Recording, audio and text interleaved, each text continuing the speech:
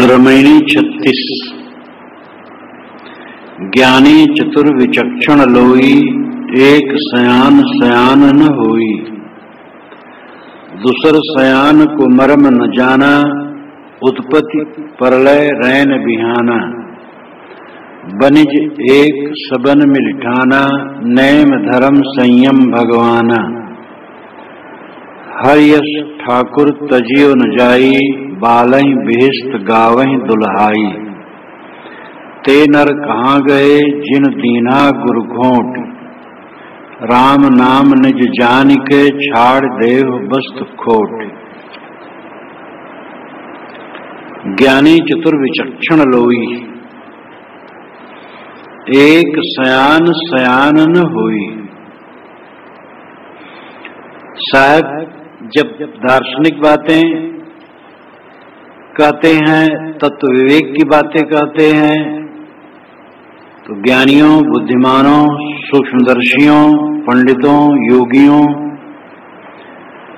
इन सबको निमंत्रित करते हैं, संबोधित करते हैं।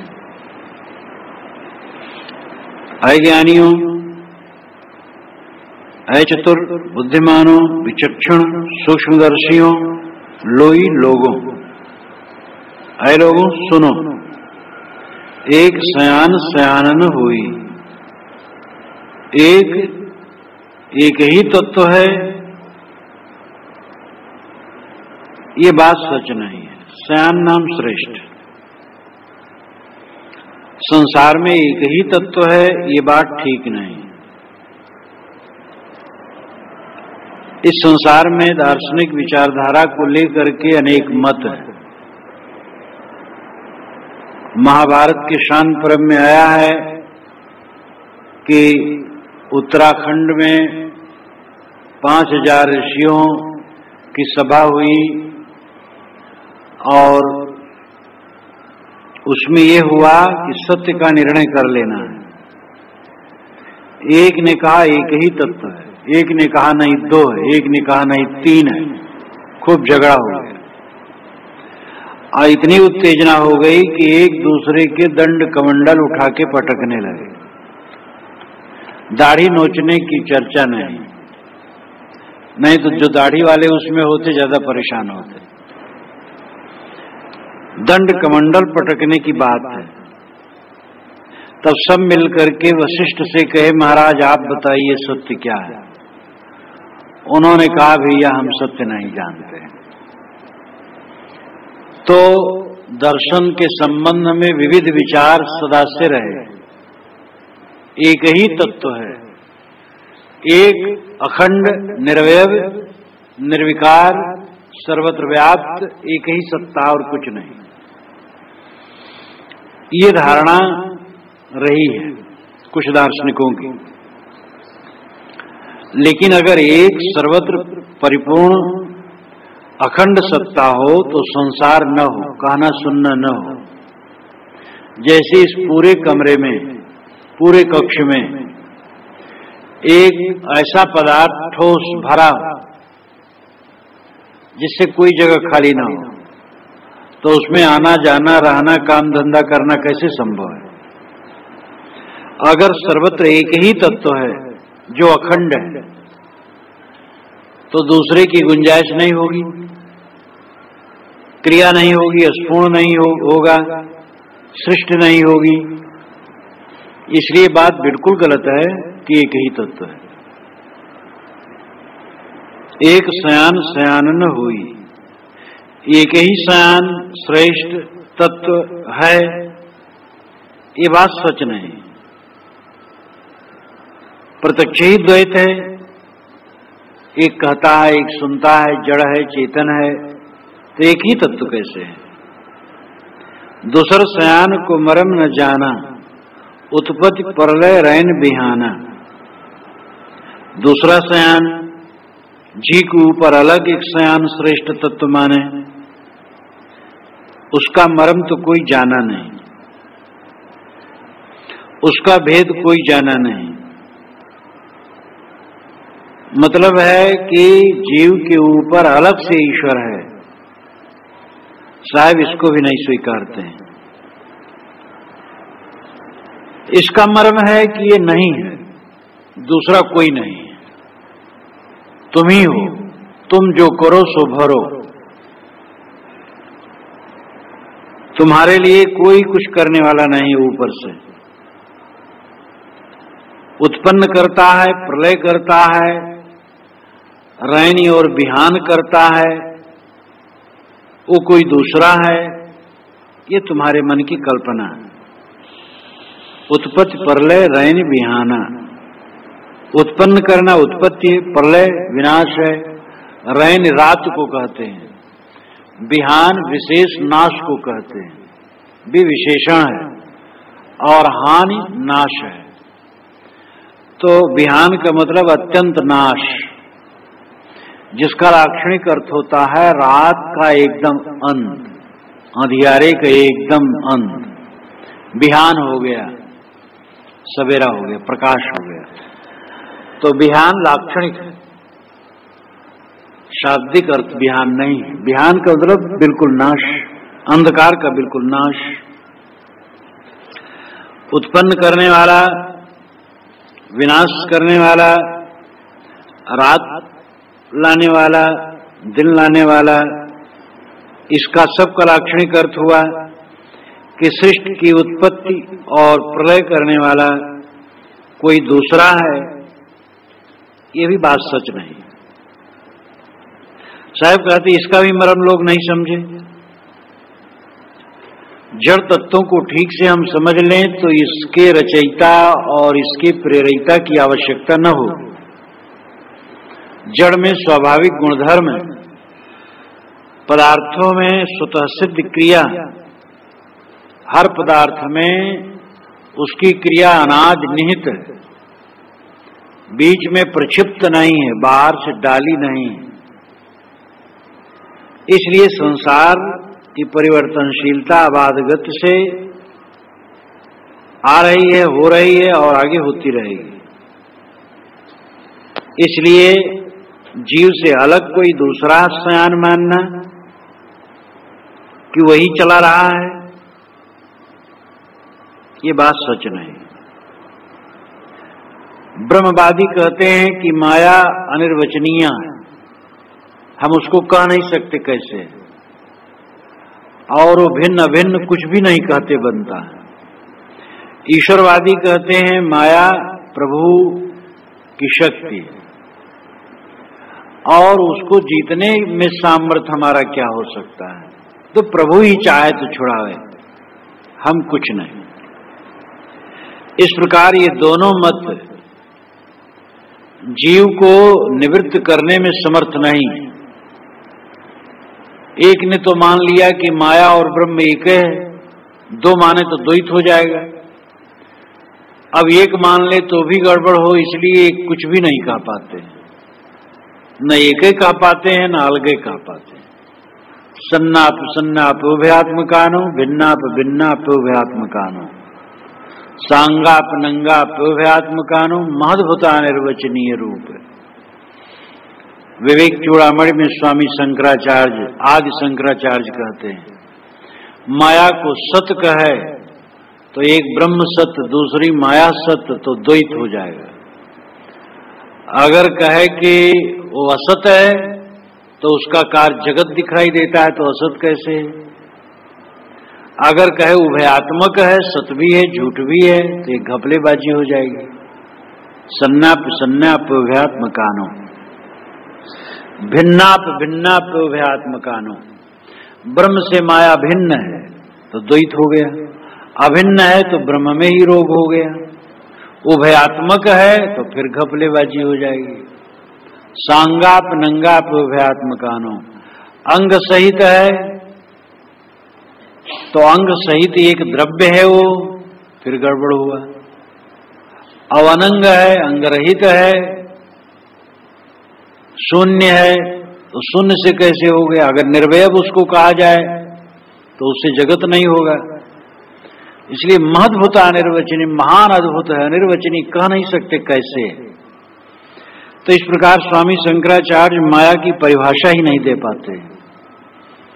अवंत में तो लोग यही मान लेते हैं कि ब्रह्म समुद्र से तरंग अलग नहीं हो सकती है। समुद्र अधिष्ठान है, तरंग अधिष्ठे, अधिष्ठे अधिष्ठान को छोड़ के नहीं रह सकता, माया ब्रह्म को छोड़कर नहीं रह सकती। एक संत ने मुझसे कहा, सन्यासी ने, महाराज समुद्र में तरंगे उठती हैं और उठना कभी नहीं बंद हो सकती, ऐसे ही आत्मा में तरंगे उठती हैं, ये बंद कब होगी? मैंने कहा मैं बिल्कुल इसको नहीं मान सकता। ब्रह्मवाद का यही दोष है। सारे तरंग अविवेक से हैं, स्वरूप को पहचान लेने पर सारे तरंग शांत हो जाएंगे। दूसरे ईश्वरवादी हैं, माया ईश्वर की शक्ति है और प्रभु की देन है, उसको हम जीतने में समर्थ हो सकते हैं। जिसमें बड़े बड़े देवी देवता नाचे, सबही नचावत राम गोसाई, हम भला बच सकते हैं? वो तो उसी की शरण में जाओ प्रभु के, वो चाहे तो बचा दे। महाकायरता, महाअज्ञान। अरे माया क्या है? मोह माया है, और मोह तुम्हें होता है अपने स्वरूप के अविवेक से। स्वरूप का विवेक हो जाए और सारी चीजों की वास्तविकता समझ में आ जाए, मोह करने लायक कोई चीज नहीं।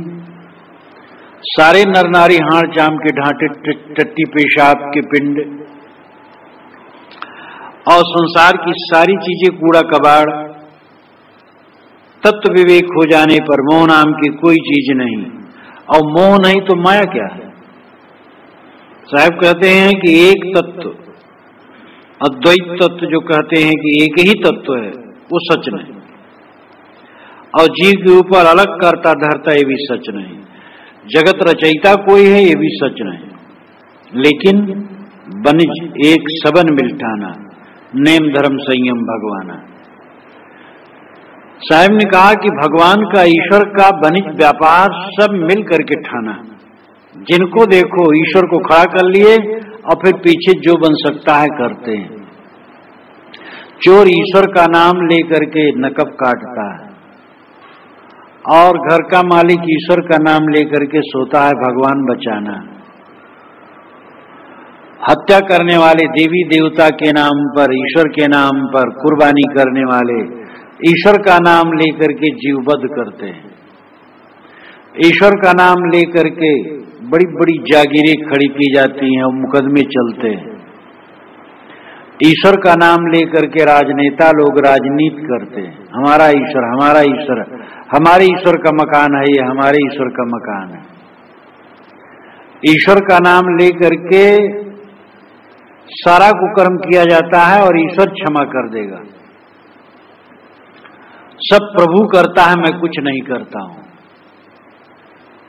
इस प्रकार अपने को धोखा दिया जाता है, फिर सब कुछ उल्टा सीधा किया जाता है और कहता सब प्रभु करता है। कैसा प्रपंच है? बनिज एक सबन मिलठाना, नेम धर्म संयम भगवाना। एक भगवान, एक ईश्वर की कल्पना कर ली, एक व्यापार बना लिया सब लोगों ने मिलकर के, और उसी के लिए नियम और धर्म और संयम करते हैं। नियम धर्म संयम तो ठीक है, नियम से रहना और धर्म सदाचार से रहना, संयम से रहना बड़ी अच्छी बात है। लेकिन एक अलग आधार बिंदु मानकर और उसको व्यापार बनाकर अपने को धोखा देकर यह ईश्वरवाद, भगवानवाद जीव का कल्याणकारी नहीं। आदमी जब ये मान लेता है कि मैं असमर्थ हूं और कोई दूसरा ही मुझे तारने और उबारने वाला है और डुबाने वाला है, तब वही किंकर्तव्य विमूढ़ हो जाता है और उसकी दृष्टि साफ नहीं रहती है। विवेकवान समझता है मैं ही अपने आप को डुबाता हूं, मैं ही अपने आप को तार सकता हूं, न तो मुझे कोई डुबाने वाला है न तारने वाला है। हाँ, जो वर्तमान में कुसंग मिलता है संसार में, ये कुसंग से अपना पतन होता है, इसलिए कुसंग से बचें। और साधु संगत हमारे कल्याण में सहायक है। लेकिन अंततः श्रम तो हमें करना पड़ेगा। ईश्वरवाद की लकड़ी लेकर के आदमी और निकम्मा होता है, दृष्टि उसकी धूमिल होती है। बिना दिमाग से ईश्वर को हटाए आत्मज्ञान में दृढ़ता और पुरुषार्थ में प्रबलता नहीं हो सकती है, वो दिमाग पर लदा हुआ। ये ठीक है कि कुछ लोग ईश्वर मान करके भय करते हैं, बुरे कर्मों से उपासना करते हैं, सदाचार से चलते हैं, ये भी पक्ष है। लेकिन उससे बढ़िया आधार है कर्म सिद्धांत और आत्मज्ञान समझकर। जब कर्म सिद्धांत सच है, हम जो करेंगे सो भरेंगे, तो बुरे कर्मों से स्वाभाविक डरना है। और अपना स्वरूप ही परम तत्व है, उसी ही जीवन का फल है। जब ये बोध हो जाएगा तो कौन सा संयम और कौन सा सदाचार और दैवी संपदा न आएगी। ईश्वरवाद में थोड़ा सदाचार में लगाने के लिए कुछ अंश अवश्य है, लेकिन आगे चल करके तो महाभटकाव है। और कमजोर मन यही मानता रहता है कि ईश्वर हमसे ऐसा करा रहा, हम क्या करें। इसलिए अपने ऊपर ईश्वर की कल्पना न करके स्वयं को पहचानो। जिस समय में ये कल्पना की जाती कोई प्रभु है तारने वाला, समय बर्बाद किया जाता है। उससे तो अच्छा है कि अपने सोचो कि मैं कौन हूं और मैंने जो गलत कर्म किया वही हमें बांध रहे हैं, और उन कर्मों को त्याग करके हम ऊपर उठ सकते हैं। इसलिए आत्मबली बनो। नायम आत्मा बलहीन न लब्ध, बलहीन व्यक्ति आत्मलाभ नहीं कर सकता है। उत्तिष्ठत जागृत परात वरा निबोधत, ऋषि कहते उठो जागो, महापुरुषों के पास जाकर के बोध प्राप्त करो। हरियश ठाकुर तजियो न जाई, बालें बेस्त गावें दुल्हाई। साहब कहते हरि ऐसा ठाकुर बन गया जो तजा नहीं जा रहा है। हरि ईश्वर ठाकुर मालिक, वो ऐसा मालिक जबरदस्त हो गया कि उसको त्यागा नहीं जा रहा है। लोग अपने दिमाग पर लाद रखे हैं कि हमें डुबाने वाला उतारने वाला कोई अलग बैठा है, और ये भ्रांति जीव को स्वरूप बोध होने में महारोड़ा है। बालें बेस्त गावें दुल्हाई, बाले नाम बालकपन, अबोध लक्षण। इन नाम बालकों को, अबोधों को विवेक नहीं, बेहिस्त गावें दुल्हाई, ये मानते आकाश में कहीं बेहिस्त है, स्वर्ग है, और वहां हमारा दुल्हा रहता है, परमात्मा रहता है। दुल्हाई नाम दुल्हा के गीत गावें दुल्हाई, दुल्हा के गीत गाते हैं। अलग एक ईश्वर मान करके और उसकी प्रार्थना करते हैं, उसको अपना पति मानते हैं, और इस प्रकार लल्ली लल्ला की भावना में पड़ करके स्वरूप बोध से और दूर हो जाते हैं। तेनर कहाँ गए जिन दीना गुरु घोंट। साहब कहते हैं जिनको गुरुओं ने ईश्वरवाद की चाशनी घोट करके पिलाई, तेनर कहाँ गए। उन भक्तों साधकों का कल्याण कहाँ हुआ। एक अनुमान कल्पना की बात मन में डाल देने से बोध नहीं हो सकता है। जितने ईश्वर की कल्पनाएं हैं, जितनी ईश्वर की कल्पनाएं हैं, मन ही से तो हैं। और दुनिया के सभी मतों के साधक करीब करीब मानते हैं कि संकल्पों का अंत ही अंतिम ध्यान है, और जब संकल्पों का अंत हो गया तो कल्पनाओं का अंत हो गया, तो कोई ईश्वर नहीं रहा। हमारे चारों तरफ ईश्वर व्याप्त है, ये एक कल्पना है। जब मन शांत हो गया तो कल्पना खत्म हो गई। हमारा ईश्वर एक लोक लोकांतर में है, ये कल्पना है। जब मन शांत हो गया, ये कल्पना शांत हो गई। ईश्वर की जितनी अवधारणाएं हैं, सारी अवधारणाएं मन के शांत होने पर समाप्त हो जाती है।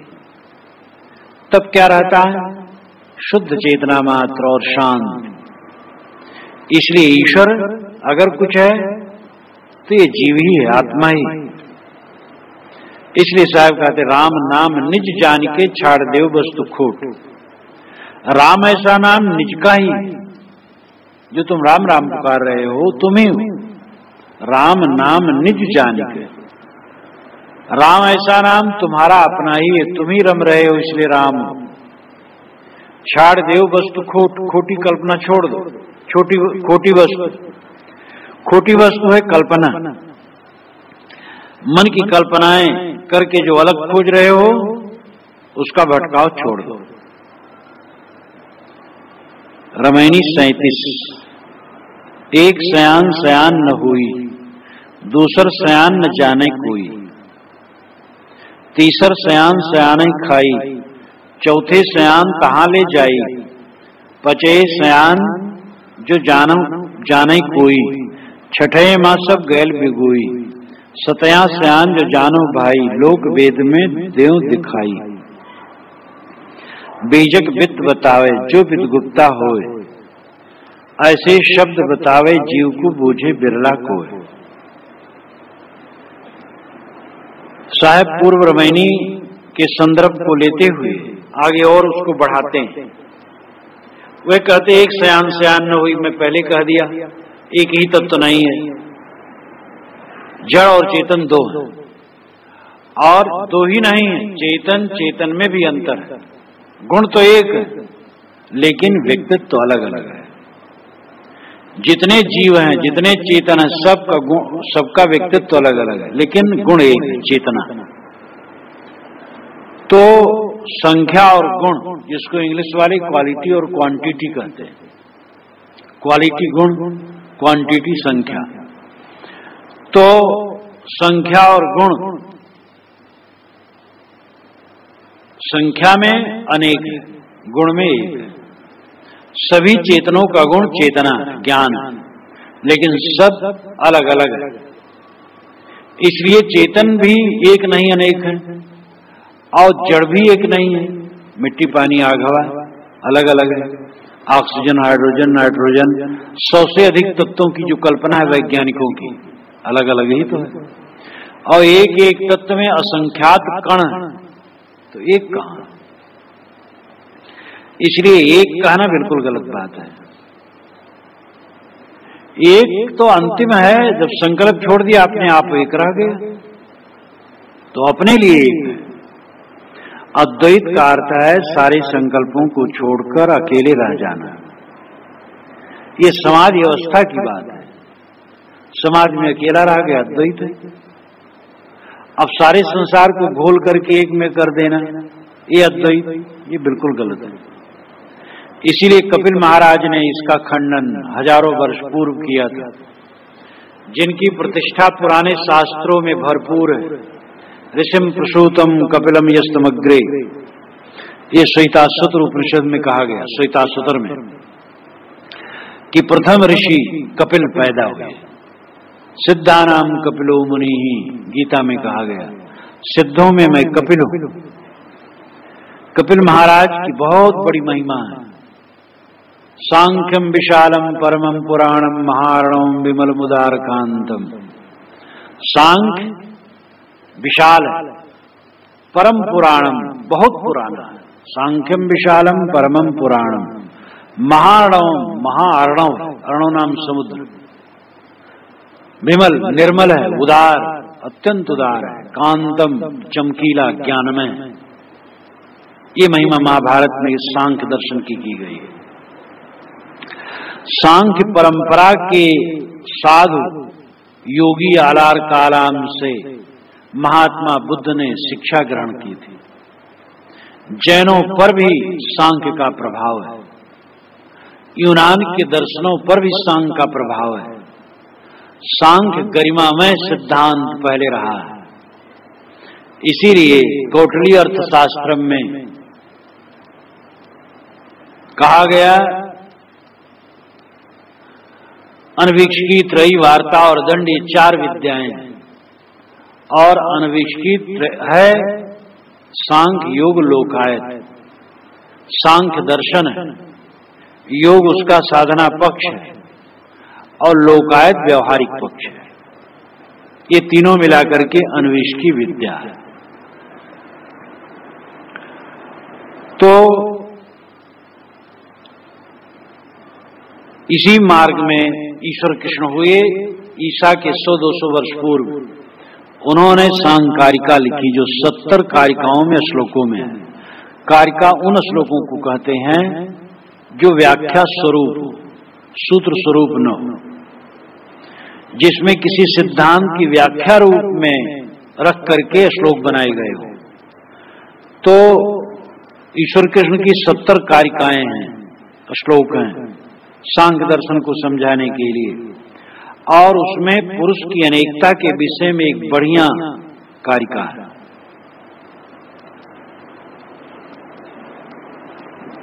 पुरुष बहुत्तम सिद्धम, उसमें उस कारिका की जान, अनेक पुरुष एक नहीं है, आत्मा अनेक, अनेक होने से बातचीत होती है, गुरु शिष्य होते हैं, बंध मोक्ष होता है। एक मुक्त है, एक बद्ध है। वेदांती लोग प्राय कहते हैं हम लोग आस्तिक, दूसरे नास्तिक हैं। तो आस्तिक नास्तिक का विभेद 2 में होता, 1 में नहीं होता। इसलिए पुरुष नाना जनन मरण करणानाम प्रतिनियमाद युगपत प्रवृत्तेश्च पुरुष बहुत्तम सिद्धम त्रैगुण विपर्याच्य, ये पूरा मंत्र है। जनन मरण करणानाम, जनन नाम जन्मना, मरण नाम मरना, करण नाम इंद्रियां, जनन मरण करणानाम प्रतिनियमाद, प्रतिनियम यानी जो सबके नियम है जीवन के, अयुगपत प्रवृत्तेश्च, और प्रवृत्त अयुगपत, युगपत नहीं। जैसे एक आदमी बैठा तो सब बैठ जाए, ऐसी बात नहीं। एक बैठा तो एक खड़ा है, एक चल रहा है, एक लेटा है, एक हंस रहा है और एक मौन है। तो सबकी प्रवृत्ति अयुगपत है, युगपत नहीं, साथ साथ नहीं। तो कोई जन्म रहा है, कोई मर रहा है, सबकी इंद्रियां अलग अलग, इंद्रियों के व्यापार अलग अलग। जनन मरण करणानाम प्रतिनियमाद अयुगपत प्रवृत्तेश्च, और त्रैगुण विपर्याच्य, तीनों गुणों का विपर्जय, एक सतोगुणी है तो एक रजोगुणी है तो एक तमोगुणी है। इसलिए पुरुष बहुत्तम सिद्धम, पुरुष नाना, यह घोषणा बहुत पहले की गई और यही वास्तविकता है। तो साहब कहते हैं कि दूसर एक सयान न हुई, एक तत्व है, ये कहना गलत है। जड़ चेतन अलग अलग है, जड़ भी अनेक तत्व है। एक तत्व में असंख्यात कण और चेतन भी एक दूसरे से अलग है व्यक्तित्व में, और ज्ञान गुण में एक समान है। दूसर सयान न जाने कोई, दूसरे सयान को भी कोई नहीं जान सका। जो दूसर अलग ईश्वर की कल्पना की, वो भी नहीं समझ सके कि वो कल्पना है। इसका विस्तार पीछे कर आए हैं। तीसर सयान सयाने खाई, तीसर सयान 3 गुण, 17 स्तंभ। ये त्रिगुणात्मक माया में जो आसक्त होगा तो उसकी सयानी खा जाएगी, उसकी बुद्धिमानी खा जाएगी।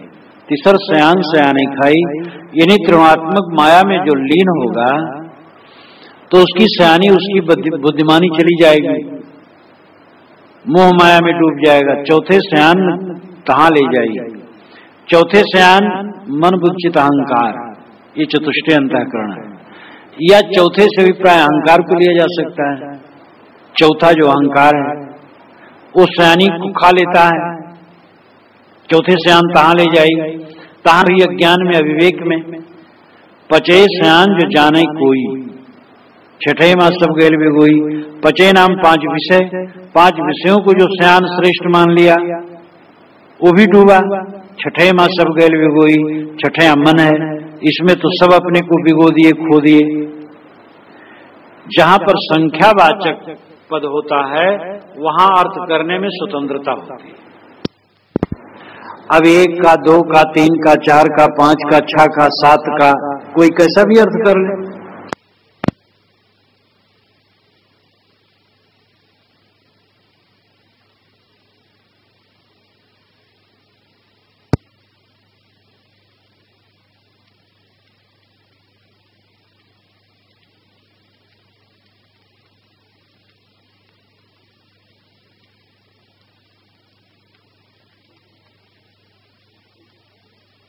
कोई कैसा भी अर्थ कर ले, किसी तरफ कर ले,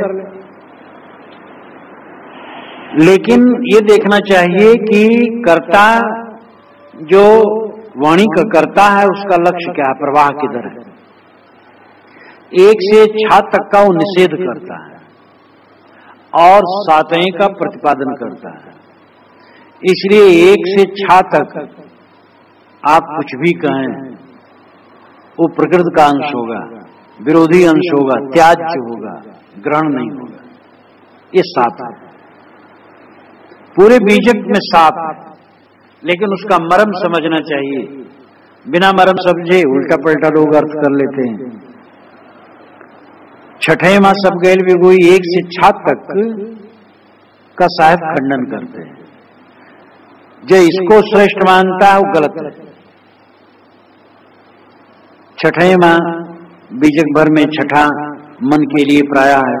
छठे माई दरस सो पावे, छठी तुम्हारी हो जगह, मन में तुम्हें अहंकार जगह। तो छठे माँ सब गैल भिगोई, मन में सब अपने को खो दिए, मन के दास हो गए। सतया सयान जो जानो भाई, लोक वेद में देव दिखाई। साहब का प्रतिपादन विषय सतया, 7वां जीव। अगर जीव को सयाना श्रेष्ठ समझते हो, है भाई, अगर इसको ऐसा जानते हो कि 7वां जीव ही श्रेष्ठ है, तो लोक वेद में देव दिखाई, मैं उसको लोक और वेद में दोनों में दिखा दूंगा। जीव ही कैसे मान लिया जाए 7वां को, ये प्रश्न हो सकता है। इसलिए माना जाएगा क्योंकि आगे वो यही कहते हैं, ऐसे शब्द बतावे जीव को, जो जानो जीव आपना। बीजक में जीव शब्द जो सरल शब्द है आत्मा के लिए, उसको साहब आधार बिंदु के रूप में रखे हैं। वो हीन भावना ग्रसित नहीं थे कि जीव कह देने से प्रतिबिंब और आभास हो जाएगा। वेदांती लोग डरते हैं जीव कहने से। जीव कहोगे तो ऐसे आभास और भ्रम हो जाएगा। अरे सारा आभास और भ्रम जीव को होता है, जीव स्वयं आभास भ्रम नहीं है। जीव को आभास भ्रम होता है, जीव आभास भ्रम नहीं है। तो 7वां जीव है। सतया सयान जो जानो भाई, लोक वेद में दिखाना क्या है। लोक में अज्ञानी आदमी भी जब कोई मर जाता वो जान लेता मर गया। अनपढ़ गंवार लोग सभी जान लेते मर गया। और इतना नहीं, बंदरिया भी जान लेते, जब उसका बच्चा मर जाता है छोड़ देते। अन्य जानवर जब मर जाते हैं तो दूसरे जानवर जान लेते हैं मर गया। तो लोक में ये प्रत्यक्ष है कि जीव जहां नहीं रहता है समझ में आ जाता है, और जीव जहां रहता है वो भी समझ में आ जाता है। वेद से अभिप्राय शास्त्र है, शास्त्रों में इसके प्रमाण तो भरे ही हैं। बीजक वित्त बतावे जो वित्त गुप्ता होए, ऐसे शब्द बतावे जीव को बूझे बिरला को। साहब कहते बीजक वित्त बताता है, धन बताता है। कौन धन बताता है? जो गुप्त हो। अहमद शाह जो इंग्लिश बीजक के इंग्लिश अनुवादक हुए हैं, उन्होंने इसका बीजक का 3 अर्थ माना है। बीजक अपने आप में बीजक शब्द, दूसरा बीज का सार, बीजक संस्कृत के अनुसार है बीज का जो सार है। अब बीज है और अगर आग में भून जाए तो बीज रहते हुए उसका सार नष्ट हो गया, फिर उगेगा नहीं। तो बीजक का मतलब बीज का सार। और बीजक का अभिप्राय है एक वह प्रमाण पत्र जिससे गड़े हुए धन का पता लगता है। अहमद शाह ने बताया कि यहां बनारस के पास जो बनारस रियासत है उसके पास बरोह नाम की जात के लोग थे। क्षत्रियों ने उन पर विजय की। बरोह जात के लोग अपने धन को धनी थे हुए गाड़ करके रखे, ताम्रपत्र पर लिख करके उसका कोडवर्ड में रखे, और जब जरूरत पड़ती थी वे खोद लेते थे, माल को ले लेते थे काम भर का और फिर वैसे कर देते थे। और उनके अनुगामी ही जान सकते थे उसको, दूसरा नहीं जान सकता था। बरोह से ही भदोही शब्द हुआ। अब तो सुनता हूं भदोही जिला भी अलग निर्धारित हो गया है, जहां पर कालीन बहुत बनता है, देश विदेश में जाता है।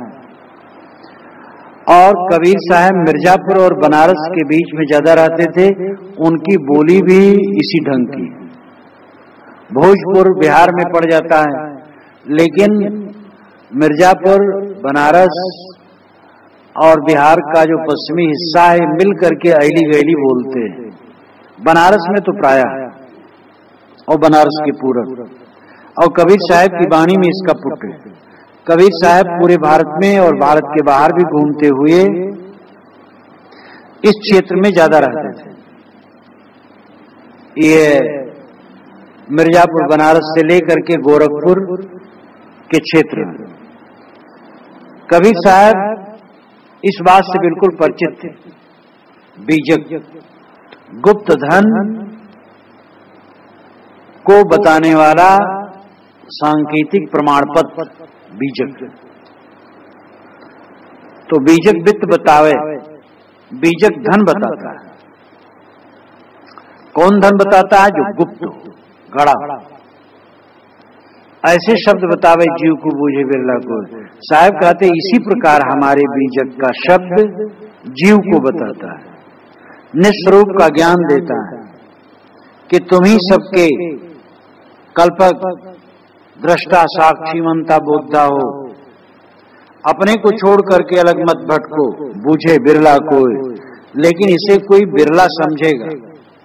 श्री रामदास साहब ने कहा, बचन बसाओ पार की बीजक है सो नाम, अक्षर अक्षर गुर से लखो संशय मेटो तमाम।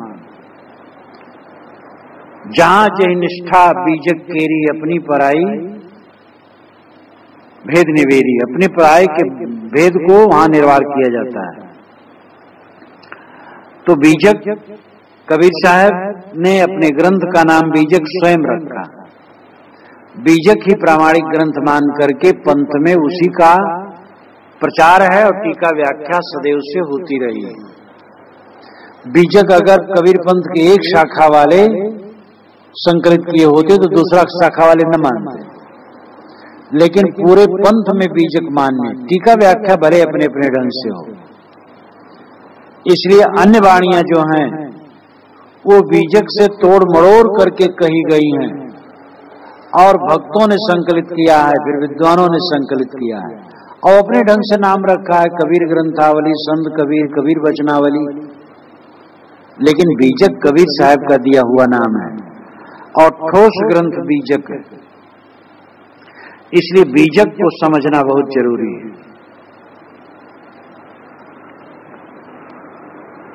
ये 1, 2, 3 से लेकर के 7 तक जो कहा गया है, दूसरे ढंग से एक देह, दूसरी माया और तीसरे वही अर्थ, त्रिगुण, चतुष्टय, अंतःकरण, 5 विषय, मन, इनके ऊपर 7वां जीव। ऐसा भी किया जा सकता है। ब्रह्म और ईश्वर पहली रमैनी में आया है, 1 सयान 2 सयान, इसलिए संदर्भ होने से वही अर्थ ज्यादा उपयुक्त लगता है। दूसरे अर्थ में कोई ब्रह्म की जगह पर देह, ईश्वर की जगह पर माया करके 1 और 2 में, और 3 से त्रिगुण, 4 से चतुष्टय, अंतःकरण, 5 से 5 विषय, 6 से मन भी किया कर सकता है कोई।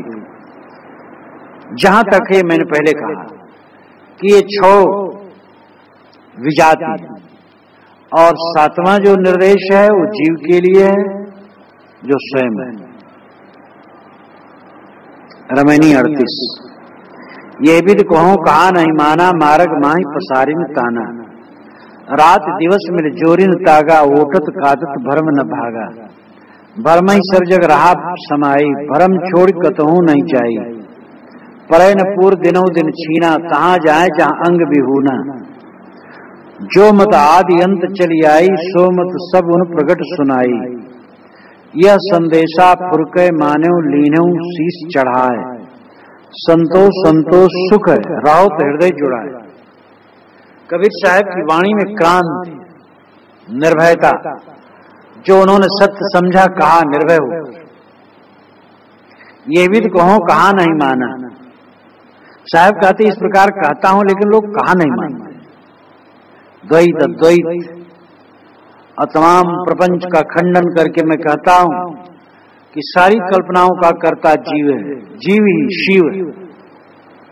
जीव जो सादा शब्द है आत्मा के लिए, जिसको वेदांतियों ने आभास कहा, बौद्धों ने क्षणिक विज्ञान कहा और ईश्वरवादियों ने अंश कहा और भी नाना मत वालों ने हे दृष्टि से कहा। कबीर साहब ने कहा वही श्रेष्ठ है। वो जीव ही सबका कल्पक है, जीव ही सबका निर्धारक है, जीव ही क्षणिक विज्ञान की कल्पना करता है, जीव ही ब्रह्म ईश्वर की कल्पना करता है, जीव ही माया की कल्पना करता है। इसलिए जीव ही शिव है, जीव ही श्रेष्ठ है। ये भी तो कहूं कहा नहीं माना, इस प्रकार कहता हूं लेकिन लोग कहा नहीं मानते। मार्ग माही पसारिन ताना, मार्ग में ही ताना पसार लेते हैं। जुलाए प्राय घर में तो उतनी जगह नहीं रहती है, तो जहां सड़क रहती है वो किनारे अपना ताना पसारते हैं। जुलाहों की झोपड़पट्टियों में और उनके मोहल्लों में मैंने देखा है, बनारस में प्राय देखा है, खुली जगह रहती है तो वहां नहीं तो सड़क के किनारे पाटी पर ताना फैलाते हैं और मांजते हैं, उसको ठीक करते हैं। तो मार्ग माही पसारिन ताना, यहाँ अर्थ है कि लोग अपने मार्ग में ताना बाना फैला ले, उलझन कर लेते हैं, एक विजात तत्व की कल्पना कर लेते हैं, स्वरूप ज्ञान को छोड़ करके बाहर भटकते हैं। रात दिवस मिल जोरिन तागा, ओटत कातत भरम न भागा। रात दिन मिल करके तागा जोड़ रहे हैं। तागा जोड़ना, जब कपड़ा बुना जाता है, टूट जाता, जोड़ा जाता है, अभिप्राय है नाना तरक वितरक कर रहे हैं और बहिर्मुख बने बाहर खोज रहे हैं। ओटत कातत भरम न भागा। ओटना और कातना, रुई को धुनना, एक प्रकार से उसको ओटना, बीज निकालने के लिए। दुनिया धुनता है, वही एक ओटना है। तो रुई को धुन करके बीज अलग करना ओटना है और उसे सूत बनाना कातना है। तो ओटते काटते और तागा जोड़ते भरम न भागा, भरम नहीं भागा। मतलब है कि वाणी का व्याख्यान करते हैं, छान विचार करते हैं, शास्त्रों का आंदोलन करते हैं, भरम नहीं भागता है। बैसाखी पकड़ करके चलने की चेष्टा बनी रहती है, अलग खोजते रहते हैं, अपने स्वरूप की सत्ता महत्ता भूलते रहते हैं। भरम ही सब जग रहा समाई, भरम छोड़ कतहू नहीं जाए। सारे जगत में भरम समाया है। जगत का मतलब जगत के जीवों में, और ये जगत चांद सूरज में क्या भरम समाएगा? मन में भरम समाता है।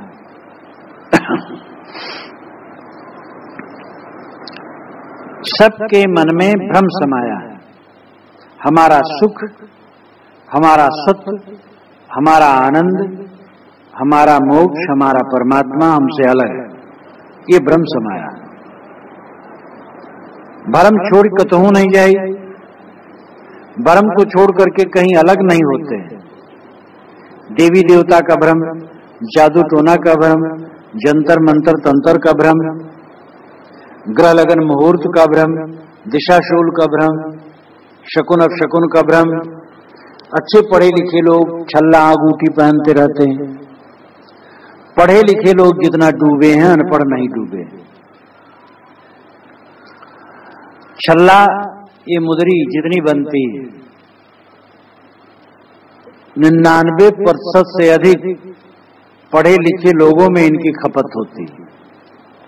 गांव का कोई सर्वेक्षण करे और शहरों का, गांव वाले ज्यादा छल्ला नहीं पहनते, और गांव में जो पहनने वाले होंगे पढ़े लिखे ज्यादा होंगे। वो नेता हो तब तो उनकी उंगलियां घट जाती है, छल्ले बढ़ जाते हैं, तो एक उंगली में 2-2 छल्ले भी वो पहनते हैं। सब नेता को मैं नहीं कहता, लेकिन अधिकतम नेता बहुत कमजोर होते हैं। जो अपने को समाजवादी कहते हैं वह भी पंडित बुला करके दिन तिथि निश्चित करके तब राजनीति आरंभ करते हैं, और राजनीति के एक एक काम सब लगन मुहूर्त शोध करके करते हैं। अपने को समाजवादी कहते हैं, कब निज विचारधारा के कहते हैं। कहना करना अलग अलग है। सारा संसार भ्रम में डूबा है। भरम बढ़ाते हो लोक में, भरम बढ़ा सब ठाव, कहें कबीर पुकार के तुम बसो भरम के गांव। लोग भरम के गांव में बसे हुए हैं। ये समझ लो तुम्हारे कर्मों का फल तुम्हें मिलेगा।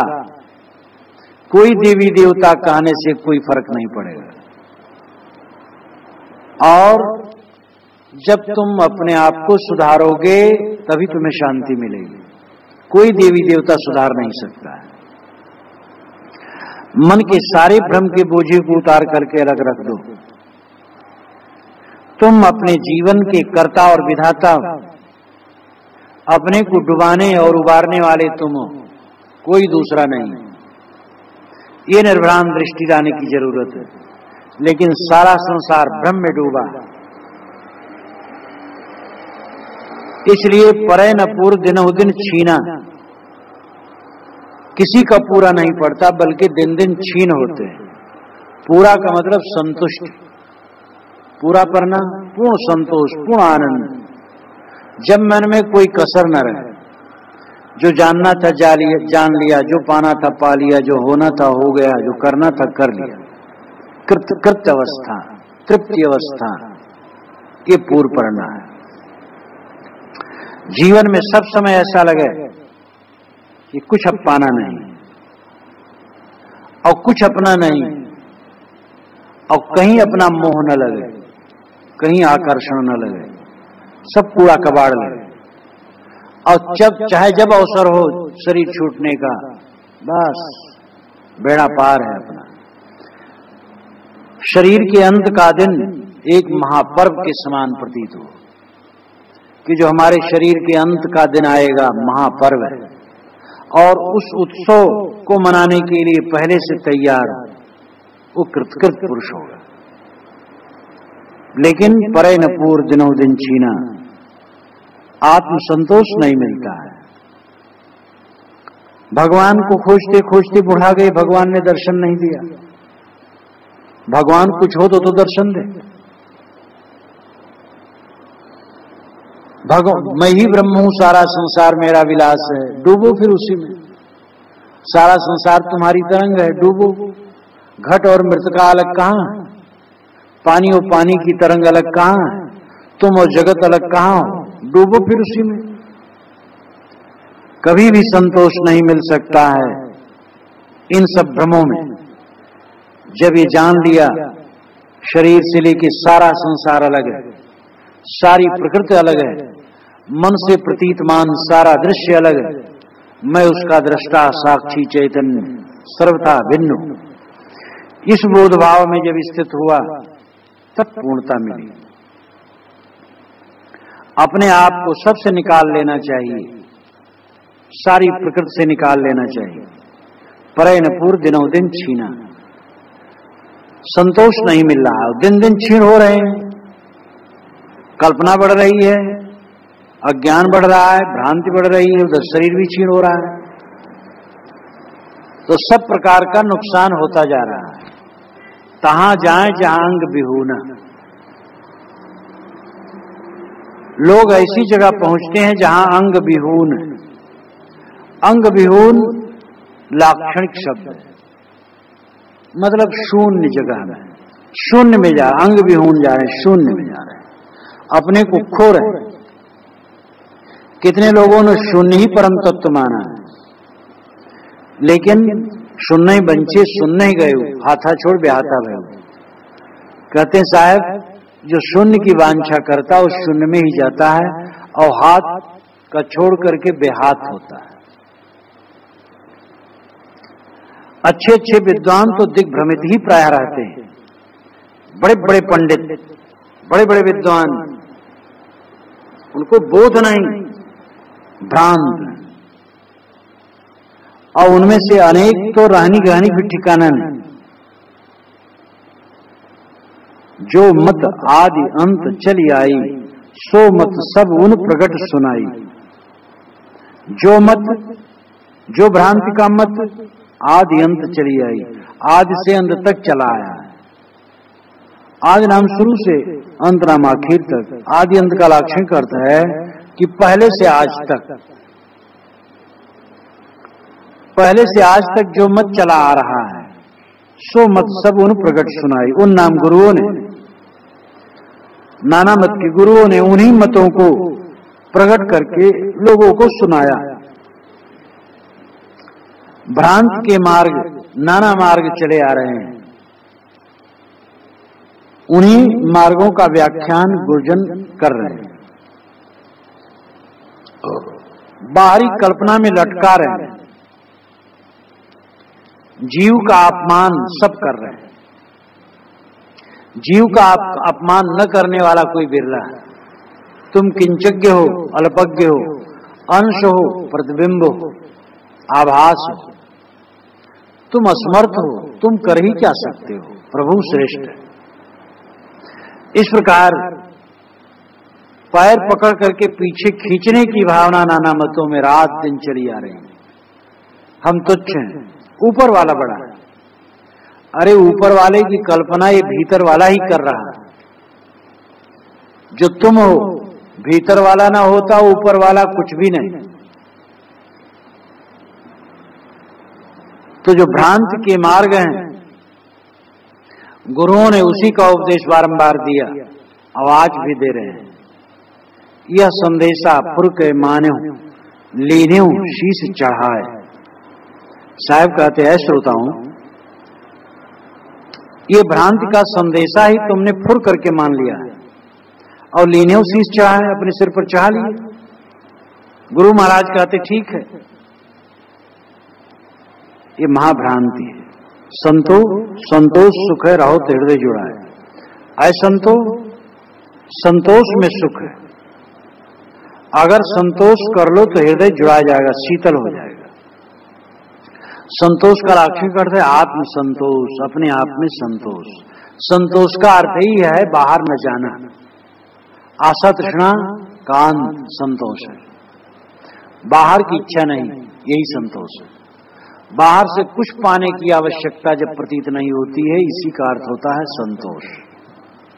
स्वरूप संतोष होता है, बाहर कहीं संतोष होता है। संतोष अपने आप में स्वरूप ज्ञान है। यस्त्वात्मरत रेव स्यादात्म तृप्तस्य मानव आत्मन्येव च संतुष्टस्तस्य कार्यम न विद्यते। ये गीता में कहा गया है। जो आत्मा में संतुष्ट होता है, आत्मा में रत होता है, आत्मा में तृप्त होता है, उसके लिए कुछ करना बाकी नहीं। आत्मतृप्त, आत्मरत, आत्मतुष्ट श्रेष्ठ है। बीच बीच में गीता में बात है, उपनिषदों में तो बारंबार है, लेकिन इन बातों को छोड़ करके लोग भ्रांत की बहिया में खूब बह रहे हैं। आत्मानम चेत विजानीयात अयमस्मित पुरुषः किमिच्छन्य कस्य कामाय शरीर मन संजरे। जब यह जान लिया यह पुरुष ही आत्मा है, यह स्वयं ही आत्मा है, तो किस इच्छा से, किस कामना से शरीरम अनुसंजरे, शरीर के पीछे चल करके जन्म मरण का बुखार चढ़ाए रखे। शरीर तो पर है, आत्मा स्व है। शरीर नश्वर है, आत्मा अमर है। शरीर जड़ है, आत्मा चेतन है। तो जब जान लिया अपने आप को, फिर वो क्यों भटकेगा? संतोष संतोष सुख है, रहो तो हृदय जुड़ा है। साहब की सैकड़ों सूक्तियों में ये महासूक्ति है। सूक्ति कहते सुउक्ति, सुनाम सुंदर अच्छी, उक्ति नाम कथन, जो बहुत बढ़िया कथन हो उसका नाम है सूक्ति। सभी शास्त्रों में कुछ सूक्ति होती है। शास्त्र के सभी वचन सूक्ति हैं, लेकिन फिर भी उसमें मार्मिक वचन होते हैं। जैसे जब लग दिल पर दिल नहीं तब लग सब सुखना है, ये सूक्ति है। जो तू चाहे मुझको छाड़ सकल की आश, मुझे ही ऐसा हुए रहो सब सुख तेरे पास, ये सूक्ति है। हृदय भीतर आरसी मुख देखा नहीं चाहे, मुख तो तभी देखियो जब दिल की दुविधा जाए, ये सूक्ति है। तो सूक्ति बीच बीच में होती है, वो दिल पर चोट करती है। संतोष संतोष सुख है, रहो तो हृदय जुड़ा है। संतोष में सुख है, इसलिए संतोष करो तो शीतल है। और संतोष किए तो न ईश्वर की जरूरत है, न परमात्मा की, न देवता की, न देवी की, किसी की जरूरत नहीं। तुम स्वयं परमात्मा हो, स्वयं ईश्वर हो, स्वयं राम हो, स्वयं देव हो। बुद्ध से आत्मा देवता, विवेकवान तो आत्मा को ही देवता मानता है। और जब ये समझ में आ गया कि सारी विशेषताएं जिसका वर्णन हम करते करते नहीं अघाते हैं, उन सारी विशेषताओं का केंद्र मूलभूत तत्व स्वयं आत्म तत्व है, स्वयं। तो भटकना बंद हो जाता है और वो रोने गिड़गिड़ाने और भ्रांत रहने की कोई गुंजाइश नहीं रह जाती। वो स्वयं स्वरूप अपने आप में शांत है। इसलिए साधक को चाहिए उठते बैठते चलते फिरते सब समय ये ध्यान रखें कि मैं सबका साक्षी शुद्ध चैतन्य हूं, और सारे दृश्यों को त्याग करके अपने आप में पूर्ण विश्राम होता है।